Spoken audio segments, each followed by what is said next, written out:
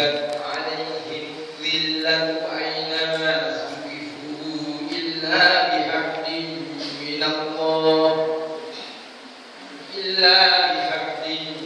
الله وحبل من الناس وباءوا بغضب من الله وضربت عليهم المسكنة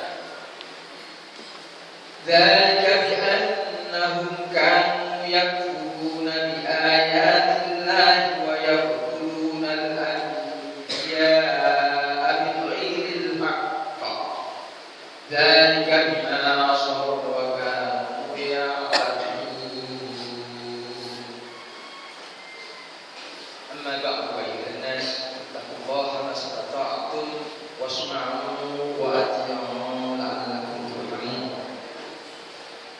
Saudara muslimin rahimakumullah, alhamdulillah Allah masih berikan kesempatan kepada kita untuk beribadah untuk mengagungkan namanya pada pagi hari ini, yang kalau kita lihat di luar sana kita akan dapatkan berapa banyak manusia yang tidak diberi kesempatan oleh Allah Ta'ala. Ada yang mau sebenarnya, tetapi fisiknya tidak mungkin untuk melakukan. Ada yang sebenarnya mampu, tapi Allah tidak memudahkan dari tauhid sehingga dia tidak mau menjalankan. Walaupun sebenarnya mampu. Atau mau tetapi lupa sehingga dia tidak melakukan perbuatan walaupun seharusnya dia bisa melakukannya dan mau melakukannya kalau saja. Alhamdulillah kita diberi kemauan oleh Allah, kita diberi kemampuan oleh Allah, dan kita tidak dijadikan lupa kepada kewajiban kita untuk mengagungkan Allah Ta'ala. Sedang pengagungan kepada Allah Ta'ala itu bukan untuk kepentingan siapa-siapa, apalagi untuk kepentingan Allah, untuk kepentingan kita sendiri. Karena Allah itu Al-Ghani, Allah itu Zat yang Maha Kaya yang tidak memerlukan kepada siapapun selainnya. Sedangkan kita dikatakan oleh Allah antumul fuqara, sedang kalian itu orang-orang fakir, orang-orang yang berkeperluan kepada Allah Ta'ala. Kemudian yang kedua, marilah saya sampaikan, kalau kemarin saya sampaikan tentang kewajiban kita untuk beribadah kepada Allah, bahwa kita ini wajib beribadah kepada Allah. Kemudian berikutnya tentang kewajiban kita memahami Al-Quran. Untuk pagi hari ini saya sampaikan sesuatu yang ada kaitannya dengan kewajiban untuk beribadah kepada Allah dan kesalahpahaman sebagian saudara kita dalam menjalankan dinul Islam. Bukan untuk menyalahkan orang-orang banyak, orang lain, tetapi kita untuk mengoreksi diri kita apakah sudah berada pada tempat yang layak sesuai dengan kemampuan yang Allah berikan kepada kita masing-masing. Kemarin saya sampaikan orang yang bertakwa itu harus mempergunakan Al-Quran sebagai petunjuk. Mari kita kaji ayat ini dan kita pakai sebagai petunjuk untuk mengoreksi pribadi kita apabila ternyata sudah berada di tempat yang benar, berada di track yang benar, dalam koridor yang benar, dalam batas-batas yang benar. Kita bersyukur kepada Allah dan kita lanjutkan amal. Kalau kemudian ternyata kita dapati diri kita belum berada di tempat yang tepat, ayo mari kita perbaiki, kita koreksi sebelum kita dicabut oleh Allah Ta'ala.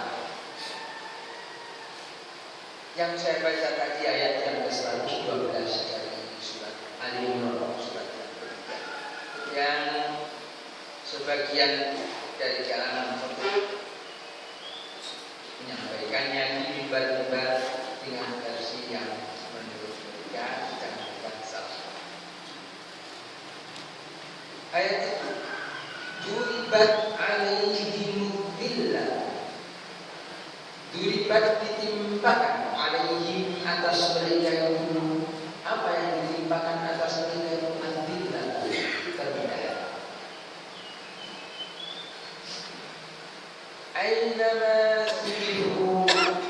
mana saja mereka itu didapatkan illa bihablin minallahi wa hablin minan nasi, akan tetapi kedapatan mereka itu berpegang kepada tali dari Allah dan tali dari manusia. Wabau, dan mereka itu kembali biqadabin, dengan kemurkaan minallahi dari Allah. Wadribat alaihim, dan ditimpakan atas mereka itu, apa yang ditimpakan atas mereka itu, al-maskanatu, kehinaan. Dzalika, yang demikian itu, yang demikian bahwa mereka itu ditimpakan atas mereka itu murka dari Allah, kerendahan, kehinaan, bi'annahu, dengan sebab bahwasanya mereka itu, kalau dalam bahasa Arabnya binya ini sababiyah, untuk menunjukkan sebab. Bi'annahu, dengan sebab bahwasanya mereka itu adalah mereka, keadaan mereka itu yang furud, mereka itu kafir bi ayatillahi, kepada ayat-ayat Allah. Wa yaqtulunal anbiya, dan mereka itu membunuh para nabi bi ghairi haqqin, dengan tanpa hak. Dan yang demikian itu, mereka sampai membunuh para nabi dengan tanpa hak, bima asaw, dengan sebab apa yang mereka itu mendurhakai, wakan, dan adalah mereka itu yang taduna, melewati batas. Jadi di ayat ini diterangkan bahwa duribat alaihi mudillatu, dan seterusnya, ditimpakan atas mereka itu rendah. Nanti di belakangnya diiringi dengan al-maskan, kehinaan, juga ghadab minallah, kemurkaan dari Allah. Siapa itu ditimpakan atas mereka itu? Di bagian ayat ini diisyaratkan mereka itu yaqtulunal anbiya bighairi haqqin, mereka membunuh para nabi dengan tanpa hak. Sejak zaman Nabi Nuh alaihissalam, karena Rasul yang diutus oleh Nabi Nuh bukan Adam.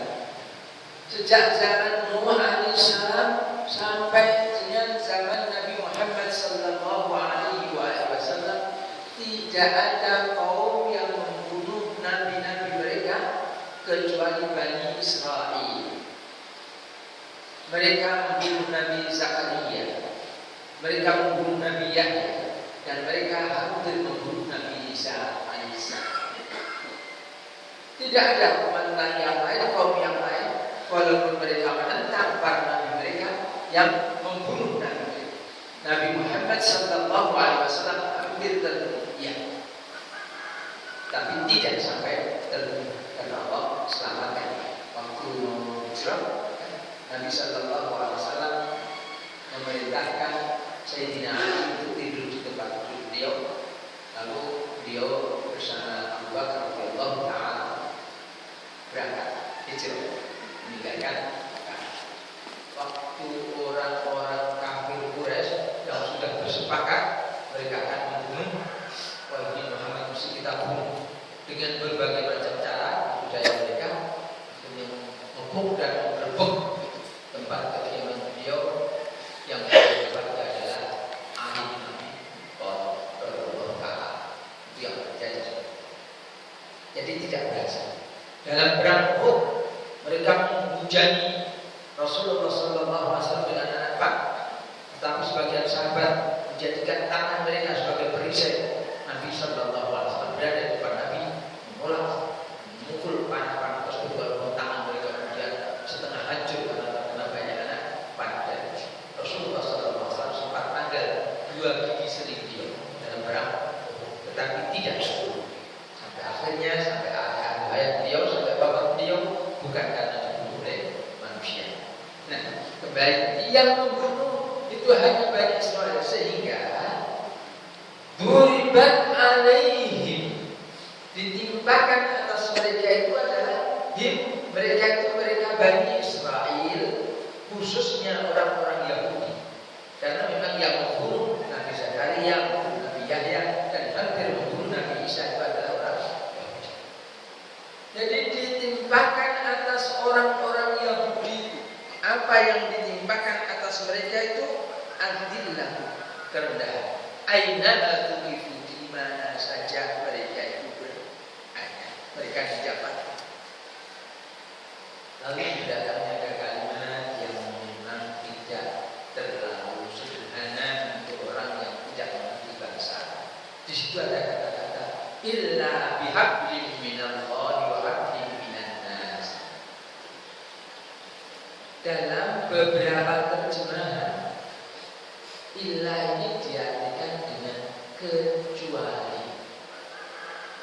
Terjemahan ini kalau untuk kalimat yang lain itu cocok, tetapi dalam kalimat ini tidak tepat. Di kitab-kitab tafsir yang berbahasa Arab dibahas. Ada yang mengatakan illa istisna muttasilah, ada yang mengatakan illa istisna munfasilah. Jadi terjemahannya kalau itu dikatakan istisna munfasilah yang terpisah, itu terjemahannya bukan kecuali. Illa bihablin minallahi wa hablin minan nasi, terjemahnya seolah-olah kata itu walakin, akan tetapi, bukan ilmu. Jadi mereka itu dalam keadaan didapati mereka itu dalam keadaan berpegang teguh kepada tali Allah dan tali manusia. Kalau mereka tidak seperti itu, mereka tertimpa, atau karena mereka walaupun mereka dalam keadaan seperti itu, mereka tertimpa. Jadi penjelasannya begitu. Orang-orang Yahudi khususnya dan orang ahli kitab secara umumnya itu akan ditimpakan kehinaan kepada mereka, kerendahan kepada mereka, mereka diperangi, kemudian ditawan, harta benda mereka dirampas. Kecuali kalau mereka itu dalam keadaan mereka tetap menjalani agama mereka dan mereka tunduk kepada pemerintahan Islam. Hablum minan nas itu adalah ketundukan mereka kepada pemerintahan Islam. Jadi mereka itu ditimpakan kepada mereka itu kehinaan, kerendahan. Mereka akan ditawan, mereka diperangi, dibunuh, diambil harta benda mereka, anak istri mereka dijadikan budak. Tetapi mereka didapat dalam keadaan menjalani agama mereka sesuai dengan keyakinan mereka dan mereka tunduk kepada aturan Islam, maka mereka baru dibebaskan. Pengertian yang istisna muttasilah tadi, mereka meskipun mereka tunduk kepada pemerintahan Islam dan meskipun mereka menjalankan agama mereka sesuai dengan keyakinan mereka, mereka tidak diperangi oleh orang Islam karena sudah tunduk kepada aturan Islam tadi, tetapi mereka tetap diberi kehinaan di hadapan Allah Ta'ala. Maka di belakang ditambahkan waba'u bi ghadabin minallahi, dan mereka itu kembali dengan kemurkaan dari Allah. Jadi Allah tetap murka kepada mereka, walaupun mereka itu berpegang teguh kepada agama mereka dan tunduk kepada aturan Islam. Jadi ayat ini ditimpakan kepada mereka itu kerendahan dan kehinaan. Kalau diartikan seperti sebagian ulama yang mengatakan bahwa kecuali kalau mereka berpegang kepada tali Allah yang menjalankan agama mereka dan berpegang kepada tali manusia yang ditunduk kepada pemerintahan Islam, mereka tidak tertimpa. Tapi ba'u bi ghadabin minallahi, mereka itu kembali dengan kemurkaan kepada Allah. Jadi karena mereka menjalankan agama mereka dan tunduk kepada aturan Islam, mereka tidak diperangi oleh orang-orang Islam, dinamakan sebagai orang kafir dhimmi. dilindungi oleh Islam, hak-hak mereka itu dijaga, mereka tidak boleh diserang, tidak boleh dihina, tidak boleh dirampas hartanya dan sebagainya. Nah, tetapi mereka ba'u bi ghadabin min Allah, mereka kembali dengan kemurkaan dari Allah. Kenapa kok mereka itu dimurkai oleh Allah? Kenapa kok mereka itu kembali dengan kemurkaan dari Allah? Bahkan duribat alaihim maskanah, dan ditimpakan atas mereka itu al-maskanah, itu kehinaan. Dzalika bi annahum, yang demikian itu dengan sebab mereka itu kan yakfuruna bi ayatillah, mereka itu kafir kepada ayat-ayat Allah. Datang Al-Qur'an kepada mereka, mereka menolaknya, mereka tidak mau menerimanya. Wa yaqtuluna al-anbiya bighairi haqq, dan mereka itu membunuh para nabi dulu, membunuh para nabi dengan tanpa hak. Orang bertanya, kalau mereka menolak ayat-ayat Allah, menolak Al-Quran, iya, tapi mana orang-orang Yahudi sekarang tidak ada yang membunuh nabi? Walaupun mereka tidak membunuh dengan tangan-tangan mereka, karena mereka berkeyakinan seperti para pembunuh nabi, mewarisi agama mereka, menjalankan agama mereka, agama Yahudi, maka mereka dihukumi sama dengan orang-orang. Begitu juga kita, walaupun kita tidak ketemu Nabi Muhammad sallallahu alaihi wasallam, akan tetapi karena kita mengikuti ajaran beliau yang dibawa oleh para sahabat Nabi, yang disampaikan kemudian kepada para tabi'in, kepada para tabi'in, kemudian kepada guru-guru kita sampai kepada kita, maka kita juga dihukumi sama dengan mereka para sahabat Nabi, yakni dihukumi sama-sama orang-orang Islam. Kalau beriman, ya orang-orang yang beriman.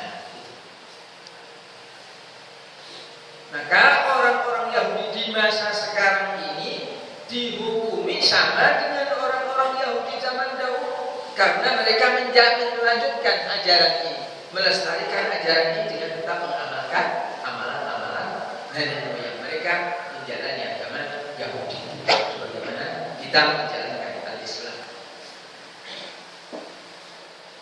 Allah mengatakan kemudian dzalika bima asaw wa kanu ya'tadun, yang demikian itu dengan sebab mereka apa yang mereka telah durhakai dan mereka itu melewati batas. Nah, ini oleh sebagian saudara kita yang salah paham,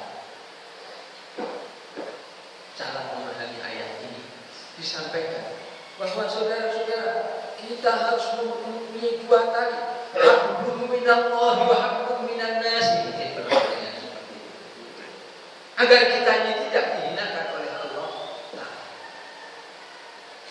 yang pertama saya ingatkan, pengertian seperti itu yang kita dapatkan dalam kitab-kitab tafsir yang disusun ulama terdahulu, satu pun tidak ada.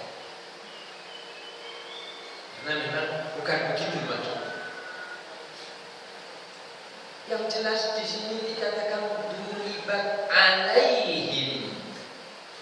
Allah tidak menyebut kita dengan him, dengan sebutan orang ketiga, dhamir ghaib, orang ketiga. Mereka tidak. Allah menyebut kita dengan kamu sekalian. Contohnya, kutiba alaikumus syiyam, diwajibkan siam atas kamu sekalian. Kutiba alaikumul kitab, diwajibkan atas kamu sekalian itu berperang. Jadi dengan dhamir mukhatab, kata ganti orang kedua yang diajak bicara, orang-orang yang beriman. Adapun kata-kata him, orang ketiga, dipakai untuk orang-orang kafir, orang musyrik. Itu yang umum dipakai seperti itu. Biasanya hampir tidak pernah berjalan, cuma satu dua tempat saja Allah menyebut dengan him untuk orang-orang yang beriman. Bukan tidak ada, tapi sangat jarang. Dan itu sudah jelas tujuan. Yang ini tidak, bukan alaikum tapi alaihi. Apalagi kita rangkaikan dengan ayat sebelumnya, kita dapat dulu pembicaraan tentang orang-orang ahli kitab. Yang kedua, walaupun mereka berpegang kepada hablum minallah wa hablum minan nas, tetapi Allah mengatakan di sini wa ba'u bi ghadabin minallahi, dan mereka itu kembali dengan kemurkaan dari Allah. Orang-orang beriman bukan orang-orang yang dimurkai oleh Allah. Orang-orang beriman adalah orang-orang yang disayangi oleh Allah, dibelas kasihannya oleh Allah. Karena mereka mau berbuat baik, dosa-dosa kecil tidak usah bertobat.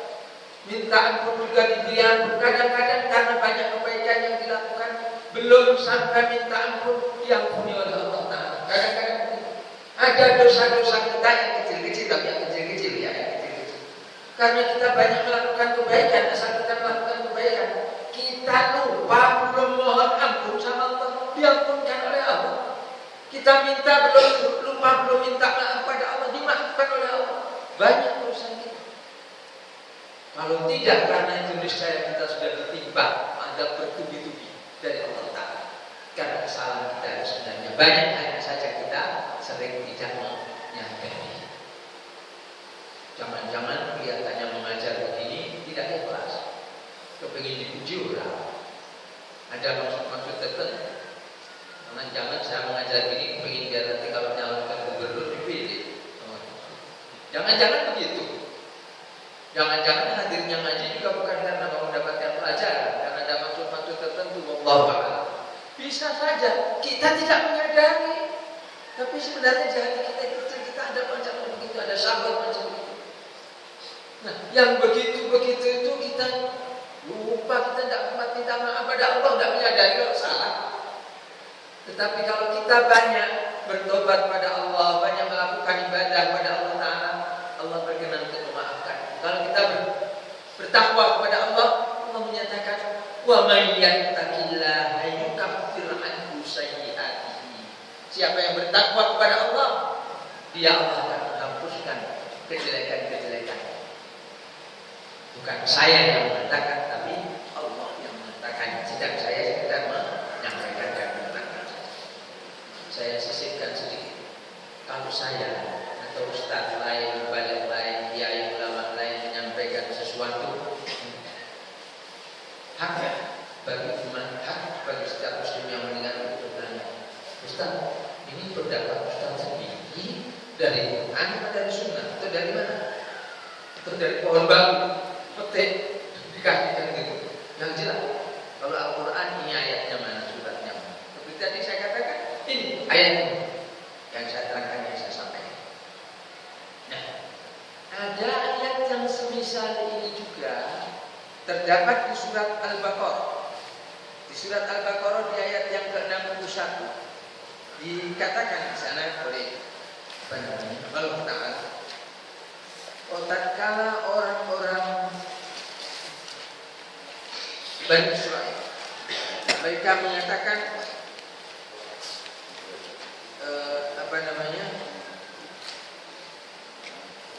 tentang kebosanan mereka terhadap makanan yang diberikan oleh Allah kepada mereka. Mereka mengatakan, ya Musa, lan nasbiru ala ta'amin wahidin. Kami tidak akan sabar dengan mendapatkan satu macam makanan, satu jenis makanan ini saja. Sebenarnya dua, mana dan salwa, tapi kalau itu dimakan bareng, dan mungkin seperti sekarang orang makan nasi pakai lauk gitu ya. Tiap hari misalnya, katakan misalnya nasi gulai misalnya.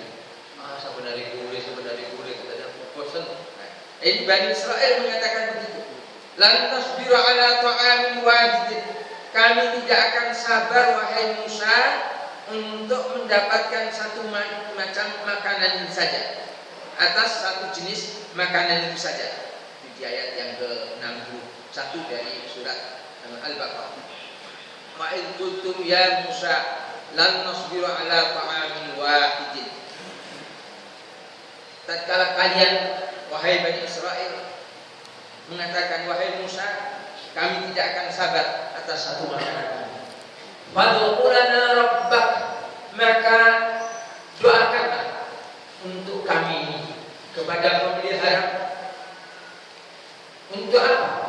Supaya yukhrij lana mimma tunbitul ardh, supaya dia mengeluarkan buat kami apa-apa yang bumi ini menumbuhkan. Jadi kami ingin supaya ada sayur mayur, ada makanan yang lainnya, buah-buahan yang diturunkan kepada kami. Mim bakuliha wa kisaiha, dari sayur mayurnya dan timun-timunnya wa fumiha wa adasiha, dan dari bawangnya serta dari kacangnya, wa basoliha, demikian juga dengan bawang. Itu mereka meminta begitu pada sudah diberi manna dan salwa oleh Allah Ta'ala. Yang namanya manna itu konon sampai sekarang di Palestina masih ada, kalau tidak dihancurkan oleh museum yang dihujankan oleh Palestina. Itu di bawah rumputan atau perdu itu selalu ada tali siluman dan air embun. Di sana embunnya ini membeku. Embun itu kalau diambil, ditaruhkan di baskom atau di tempat yang lain, dia membeku, dia dibakar seperti seperti jelly atau apa gitu. Tetapi kalau tidak diambil, nanti kena panas matahari, hilang. Nanti tiap pagi begitu lagi, muncul lagi. Kemudian yang satunya itu yang salwa itu semacam burung kecil, ya mungkin semacam burung puyuh atau apa gitu ya, liar, tapi ditangkap sangat mudah.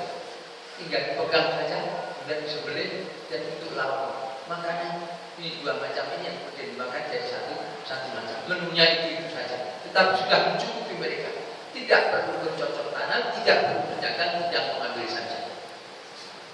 Ya mungkin kalau di sini yang dikenal sini seperti sarwa, diam saja. Saya nggak tahu sedikit cerita walet karena kebetulan saya juga tinggal di Bangil. Bangil tempat kampung mertua saya, tetangga yang pada punya sarwa itu kerjanya sampai hari boleh dikatakan cuma ya duduk-duduk di kata orang Badung di tembok yang dibangun di atas parit-parit kecil gitu di depan rumahnya gitu, ngobrol-ngobrol gitu. Rezeki datang sendiri. Dan pada waktu jaya-jayanya sekarang harganya turun drastis ya. Dulu sempat dari 40 juta setiap 1 kilo, insya Allah.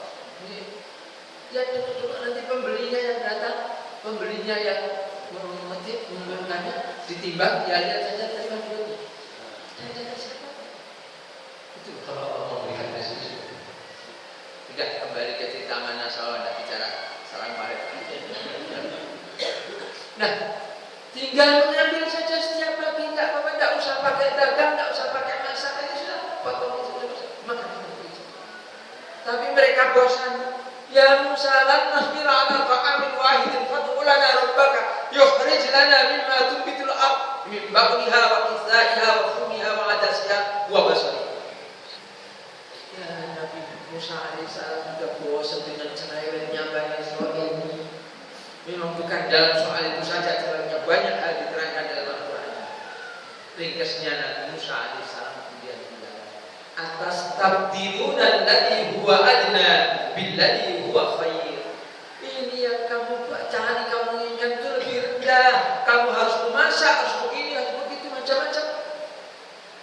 Nanti kadang-kadang ya dimakan hama, macam-macam. Ini tidak, kamu tinggal ngambil, tidak ada hamanya, tidak ada apa.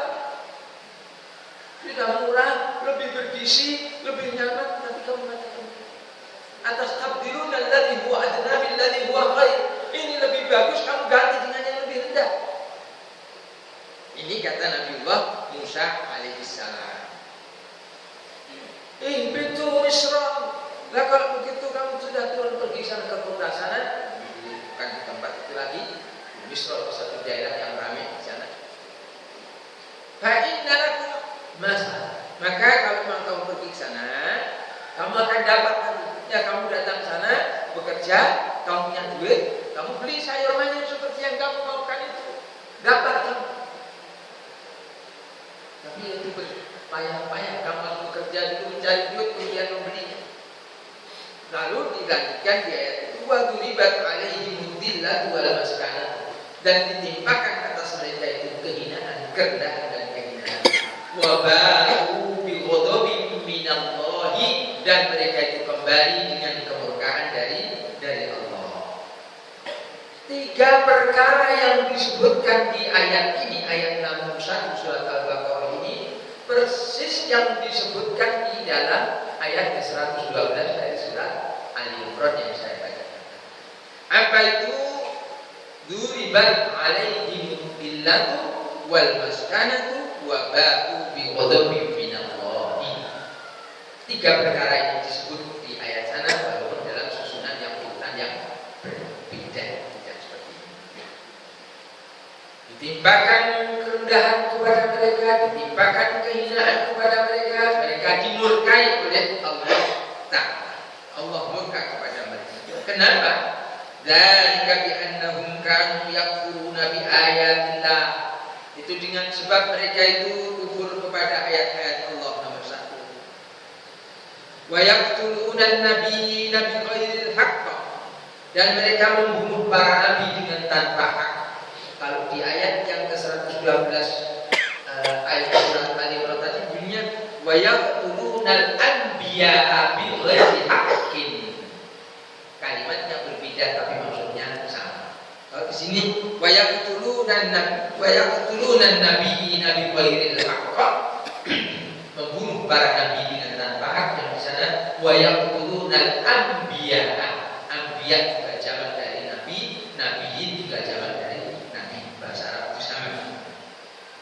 Kalau di sana bi ghairi haqqin, di sini bi ghairil haqq, membunuh dengan tanpa hak.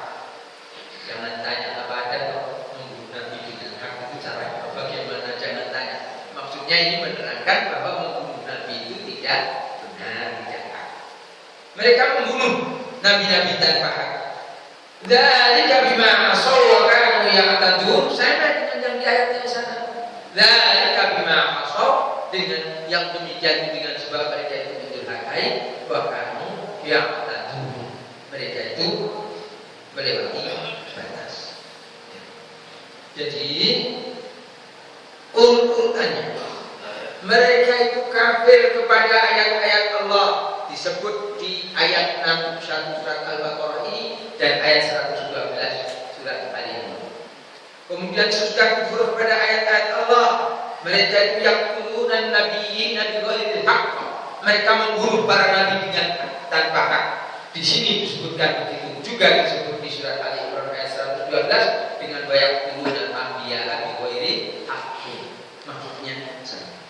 Kemudian dzalika bima asaw, yang demikian itu dengan sebab mereka itu mendurhakai wa kanu ya'tadun, dan mereka itu melewati batas. Mereka itu durhaka kepada Allah dan kepada Rasulullah. Mereka melewati batas, akibatnya mereka kafir lalu membunuh para nabi tanpa hak. 4 perkara itu mereka jalankan, lalu mereka ditimpa dengan 3 perkara. Apa itu? Duribat alaihim dzillatu wal maskanatu wa ba'u bi ghadabin minallahi. Ditimpakan kepada mereka itu kerendahan, kehinaan, dan mereka itu dimurkai oleh Allah. Sebabnya karena mereka melakukan 4 perkara. Kembali kepada awal bicara tentang siapa guru, siapa mereka itu. Yang dikenai ini yang melakukan perbuatan 4 perkara sehingga ditimpa dengan 3 perkara, termasuk duribat alaihim dzillah, itu adalah orang-orang Yahudi. Karena memang mereka yang membunuh nabi-nabi tanpa hak. Sehingga ayat itu yang ditimpakan kerendahan kepada mereka itu adalah hanya untuk orang-orang Yahudi, bukan untuk muslimin. Sehingga menimpakan ini kepada muslimin itu salah tempatnya. Karena muslimin bukan orang-orang yang dihinakan oleh Allah, bukan orang yang dimurkai oleh Allah, kecuali mereka berdosa. Walaupun orang Islam kalau melakukan dosa akan diancam, disiksa oleh Allah. Iya, Allah mengatakan laisa bi amaniyikum wala amani ahli kitab man ya'mal su'an yujza bihi. Orang Islam ini bukan soal angan-angan kamu atau angan-angan orang ahli kitab. Siapa yang melakukan 1 kejelekan saja akan dibalas dengan. Jadi walaupun kamu mengaku orang Islam, mengaku orang iman, kalau kamu melakukan perbuatan dosa, disiksa oleh Allah, dihukum oleh Allah. Lah biar tidak dihukum, minta ampun pada Allah, taubat pada Allah. Begitu caranya. Orang ahli kitab juga begitu. Mereka melakukan dosa, disiksa oleh Allah. Nah kalau minta ampun, minta ampun masuk Islam. Kalau tidak, mereka tidak pernah minta ampun.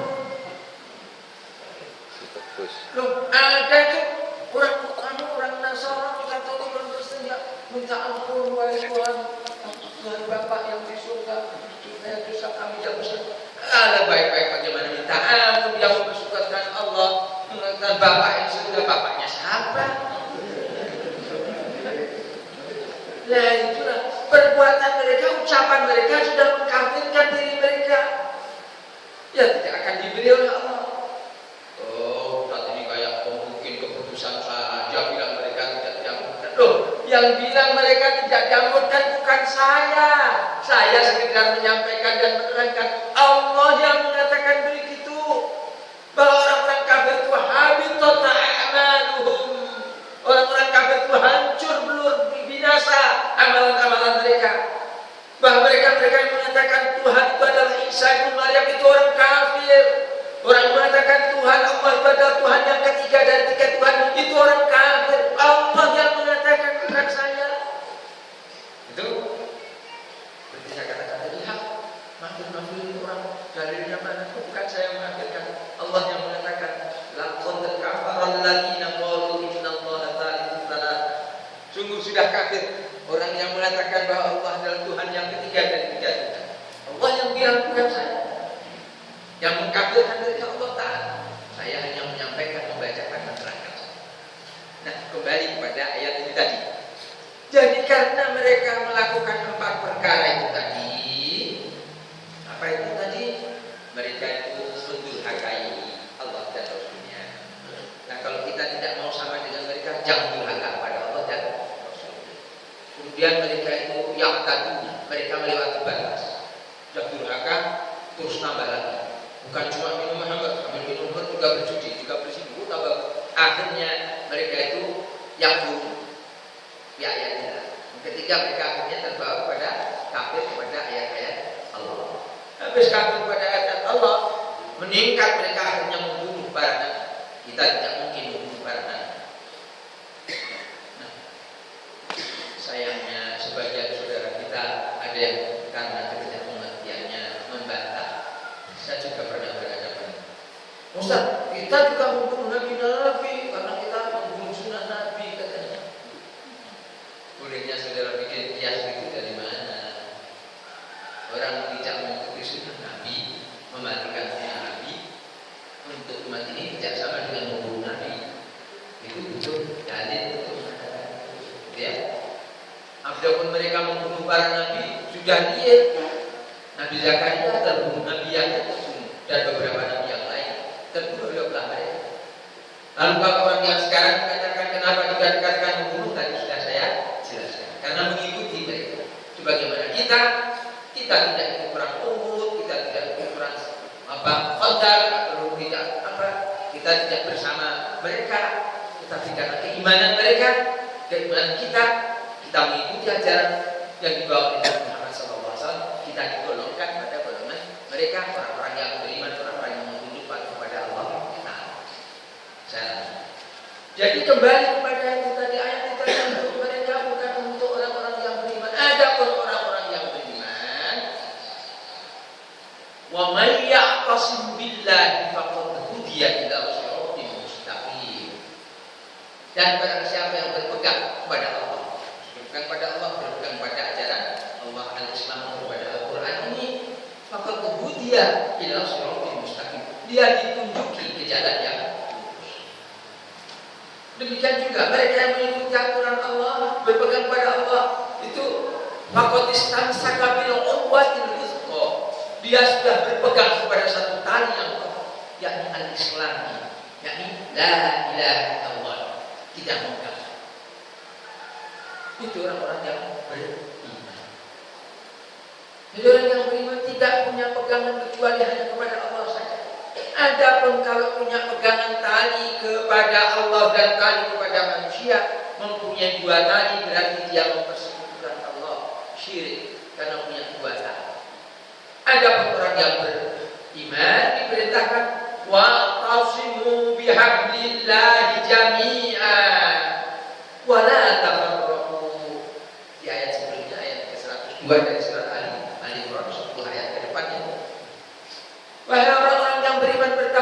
kalian itu kepada Allah dengan sebenar-benar takwa, dan jangan sampai kalian itu mati kecuali dalam keadaan sebagai orang-orang Islam.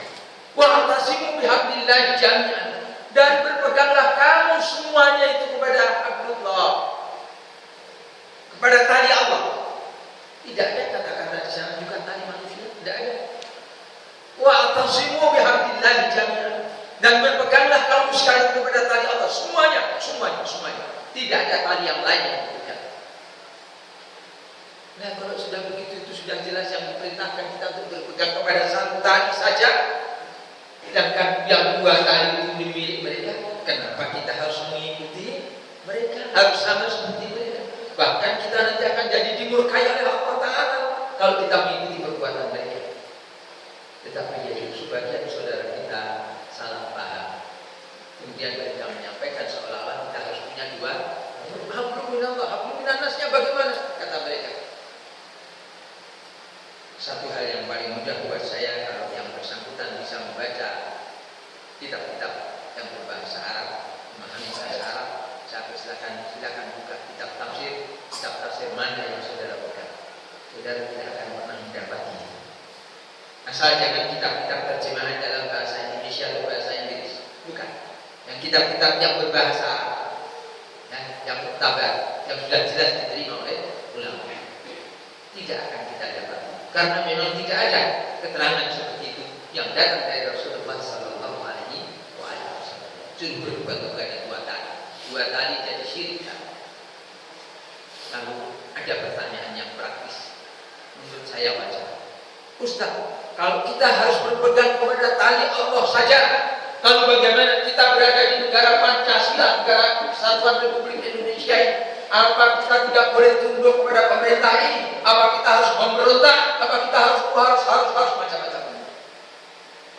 Saya katakan jangan emosional, karena Islam ini diajarkan kepada kita tidak untuk beremosi. Bahkan dalam peperangan diceritakan, riwayatnya ini bukan hadis yang sahih, tapi sekedar sebagai berita. Satu kali Ali bin Abi Thalib radhiyallahu ta'ala berada dalam pertempuran dengan musuh. Musuhnya sudah terpukul jatuh, tinggal menghabisinya dengan tebasan pedang. Waktu sudah pegang dengan dekat ini, tinggal mau ditebas dengan pedangnya, tiba-tiba musuhnya meludah ke wajah Ali bin Abi Thalib. Cuk! Mengajak dilepaskan. Musuhnya rangkap aja ya. Padahal dimudahi tidak sampai mengganggu penglihatannya, harus mucek-mucek matanya enggak. Harus dilepaskan. Bentar, cerita itu. Ngapain lu enggak membunuh saya? Kenapa kok kamu tidak jadi membunuh saya? Ya karena kamu meludahi saya. Emangnya berapa? Waktu kamu memerangi tadi dalam keadaan pertempuran tadi, saya membunuh kamu karena kamu orang kafir, kamu musuhi. Saya ikhlas karena Allah. Tapi waktu kamu meludahi saya sangat marah. Saya khawatir kalau saya membunuh kamu karena saya mengikuti hawa nafsu saya, karena saya emosi. Jadi lebih baik tak jadi. Bukan. Macam gini perangnya katanya, asyhadu an la ilaha illallah wa asyhadu anna Muhammadar Rasulullah. Banyak cerita yang lain soal itu asal kasar. Jadi begitu. Dalam peperangan pun tidak mengikuti hawa nafsunya. Ini musuh tadi melukai saya. Sudah mati. Itu jadikan berdetak. Tidak boleh. Ajaran Islam begitu. Musuh sudah kamu bunuh, sudah tinggalkan. Tak cincang, jangan, tak boleh. Itu musuh iya, tapi dicincang tak boleh. Tidak boleh mengikuti hawa nafsunya. Hatta dalam peperangan. Itu ajaran Islam. Sekarang kembali pada itu tadi. Kalau kita menghadapi persoalan di sini, tidak bertanya kepada ulama, apa soal dia.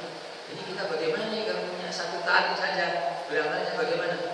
Begini, kita hidup di dunia ini disuruh beribadah kepada Allah Ta'ala. Tidak ada. Sudah saya sampaikan, wa ma umiru illa liya'budullah mukhlisina lahu. Wa ma khalaqtul jinna wal insa illa liya'budun. Mudah-mudahan sudah dihafalkan dan kemarin saya sampaikan. Ya. Berdasarkan kita hidup ini untuk beribadah, sehingga saya katakan kita mencari duit gunanya untuk bekal beribadah. Jadinya ini ibadah juga. Kita berbuat baik kepada ibu bapak. Ngapain ibu bapak berbuat baik? Sudah tua renta gini aja kok. Dorong aja sudah dia biar tersungkur. Tidak berani, tidak berani. Walaupun bapak ibunya sudah tua renta gini, tidak berani. Apalagi mau mendorong, mau memukul, mengatakan hush pada bapaknya, tidak berani. Kenapa? Wala taqul lahuma uffin wala tanharhuma. Jangan kamu mengatakan kepada dia dan jangan menghardik keduanya. Tidak boleh. Jadi saya berbuat baik kepada ibu bapak saya. Saya takut untuk berbuat kasar kepada beliau berdua. Itu karena tunduk pada aturan Allah. Jadi ini ibadah ini. Saya kenyang makan. Tetangga saya kelaparan. Tidak berani saya coba makan ke dia ini. Makan saudara. Karena tahu dia kelaparan. Kenapa? Karena Rasulullah SAW mengatakan bahwa Allah tidak ridho kepada orang Islam yang dia kenyang di rumahnya sementara tetangganya dalam keadaan lapar. Allah tidak ridho. Ya, kenapa dia memperhatikan orang miskin? Karena ibadah kepada Allah, tunduk kepada Allah. Ibadah itu artinya taat. Saya beribadah kepada Allah, saya taat kepada Allah. Kalau mau ngomong baik, tidak mau bersumpah-sumpah palsu, tidak mau ngomong bohong. Kenapa? Karena takut kepada Allah. Rasulullah SAW mengatakan, "Man kana yu'minu billahi wal yawmil akhir falyaqul khairan aw liyasmut." Omong yang baik, kalau tidak bisa ngomong baik, diam. Wa man kana yu'minu billahi wal yawmil akhir falyukrim jarah. Siapa yang beriman? Pohon masuk ke sebelah sana, pohon mangga. Ya. Dahannya ke rumah tetangga. Daunnya rontok, kalau berbuah diambil sendiri tetangganya dan diberi. Oh, bukan begitu orang yang beriman. Kamu tidak mau ganggu, potong itu dahannya. Tidak mau ngasih mangganya, daunnya berjajaran di sana. Tetangganya baik hati, biar aja kita mah dapat naungan juga agak sejuk halaman kami. Alhamdulillah. Kalau begitu tetangganya dibantu, potong, bersihkan. Karena kamu yang punya pohon, ada buahnya, beri dia. Kok dia tidak disuruh nyapu, tidak disuruh nyapu, pohonnya yang punya kamu. Nah terus ada buahnya dikasih, lah ya dia lihat kok. Oh gitu ya jadi pikirnya. Oh enak dong jadi tetangga orang yang Islam. Lah itulah. Kalau orang Islam menjalankan ajaran Islamnya enak, tetangganya senang tetangganya. Oh Pak, ini dahannya ganggu genteng saya ini. Bocor air masuk lewat dahan itu masuk ke genteng saya, masuk ke dalam rumah. Kalau perlu belum sampai diomongin begitu oleh tetangganya, potong itu dahan biar tidak mengganggu tetangga. Sudah dipotong dahannya, nanti berbuah, kasih tetangganya buah, tetap diberi. Nah apa rasanya? Daun tidak kasih buah, tidak kelihatan dari sebelah, kok diberi juga biar kamu berbuat baik kepada tetangga kamu, sehingga Allah berbuat baik, makin baik kepada kamu. Itu yang mesti dilakukan. Demikian juga hal-hal yang lainnya. Kita bermasyarakat ini semuanya. Kita tidak berbuat jahat kepada mereka. Hatta orang kafir kita berbuat jahat kepada dia, kecuali jalan yang Allah perintahkan. Kita melakukan itu karena Allah, bukan karena yang lain. Sehingga apa saja yang kita lakukan dalam kehidupan sehari-hari semuanya kita niatkan untuk beribadah kepada Allah. Maka kita punya satu tali saja, hablum minallah. Saya diundang oleh tetangga saya atau orang lain untuk mendatangi walimah. Kemudian ada undangan begini, apa ya? Di sana juga datang undangan. Lalu apa yang harus dilakukan? Oh, ajaran Islam mengajari kita, Rasulullah mengajari kita. Mana undangan yang datang lagi dulu? Tidak datang. Syukur bisa kedua-duanya, datang ke sini lalu ke sana. Macam ada aturan, ada itu yang diikuti. Kenapa kamu melakukan itu? Karena mengikuti ajaran Rasulullah Sallallahu Alaihi Wasallam. Ibadah itu namanya. Oh begitu. Lil muslimi ala muslimi sittatun bil ma'ruf. Ringkasnya saja, orang Islam itu punya hak yang harus ditunaikan oleh orang Islam yang lainnya pada 6 perkara. Apa itu? Kalau ketemu ucapkan salam, itu haknya. Kemudian kalau diundang hadir, datang undangannya. Yang ketiga, kalau minta memberikan nasihat, dinasihati. Kemudian kalau sakit, ya itu ditengok. Kalau dia memberikan pertolongan, ditolong, dan kalau kemudian dia mati diantar ke kubur. Itu kenapa kamu diundang orang kok mementing-mentingkan untuk hadir? Ya biar dia tidak marah. Enggak. Kenapa kok diundang? Karena disuruh, ini hak dia yang harus aku tunaikan. Menurut Rasulullah ini kewajiban saya tunaikan.